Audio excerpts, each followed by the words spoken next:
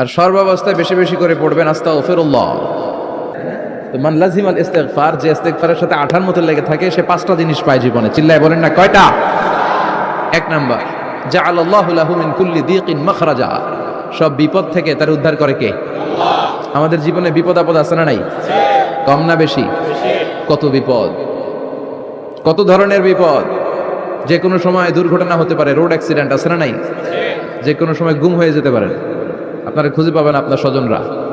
যে কোনো সময় ক্রস ফায়ারের মধ্যে পড়তে পারেন, ঠিক কি না? যে কোনো সময় বজ্রপাতে আপনি নিহত হতে পারেন, ভূমিকম্পের মাঝখানে পড়তে পারেন, দুজন কোবাকবি লাগছে আপনি মাঝখানে, হইতে পারে না? জাআলাল্লাহু লাহু মিন কুল্লি দিকিন মাখরাজা, এরকম সব ধরনের বিপদ থেকে তারা রক্ষা করবে কে? যদি ইস্তিগফারের সাথে আঠার মতো লেগে থাকা যায়। এই হলো নাম্বার 1। নাম্বার 2, ওমিন কুল্লি হাম্মিন ফারাজা, যে সব সময় আঠার মতো ইস্তিগফারের সাথে লেগে থাকবে, আল্লাহ তাকে দুশ্চিন্তা থেকে মুক্তি দিবেন, তার কোনো টেনশন থাকবে না। সুবহানাল্লাহ পড়েন। আমাদের জীবনে টেনশন আছে না নাই?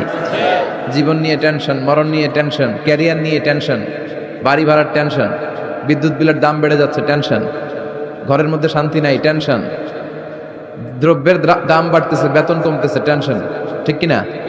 এই টেনশন থেকে আপনাকে মুক্ত রাখবে কে?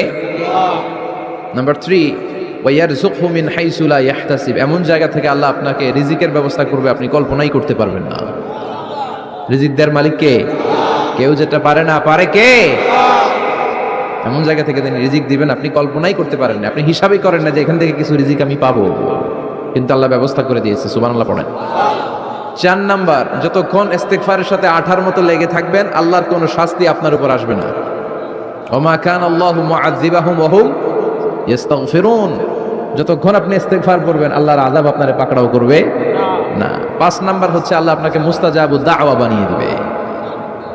মুস্তাজাবুদ দাওয়া মানে এমন ব্যক্তি, যেই ব্যক্তি দোয়া করা মাত্রই দোয়া কবুল করে কে?